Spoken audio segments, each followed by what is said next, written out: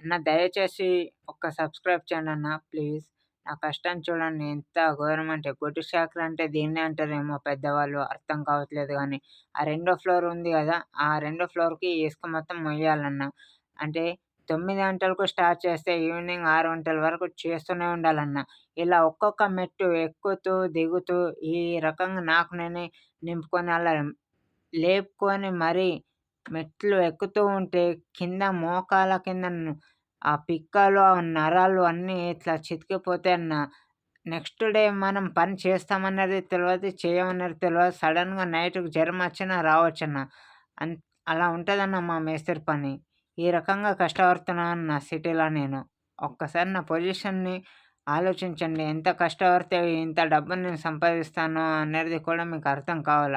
ఒక్కొక్క మెట్టు ఎక్కి ఇలా వచ్చి ఇక్కడ ఇసుక ఏస్తుంటే మామూలు ఆయాసం వస్తలేదన్న.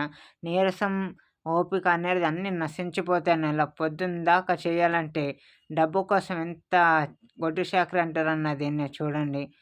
నడిచి, నడిచి, నడిచి ఓపిక నశించి ఆ ఎండల నిజంగా అన్న చెప్పాలంటే తల నొస్తుందన్న. దిమ్మ ఖరాబ్ అయిపోతుంది ఎండకు.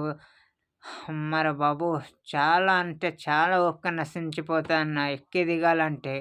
అంత ఘోరమన్న. ఎంత ఎండల ఎన్ని వాటర్ తాగినా కూడా చెమట ద్వారా తాగిన నీళ్ళు కూడా మొత్తం దిగిపోతుందన్న. ట్రిప్పుకు నేను తాగబడతా అంత కష్టం ఉంటదన్న మేస్త్రి పనిలా. చూడండి గదా! మామూలుగా కష్టం కాదన్న. సాయంత్రం వరకు ఇసుక చూయించాల. లేకుంటే మేస్త్రి అయితే ఊరుకోడు. డబ్బులు ఇస్తుండు గదా! ఊరికే చేపిస్తలేడు గదా! అంత ఇదుంటదన్న మా మేస్త్రి పనిలా. ఒక్క సబ్స్క్రైబ్ చేసి సపోర్ట్ చేయండన్న ప్లీజ్. ప్లీజ్ అన్న.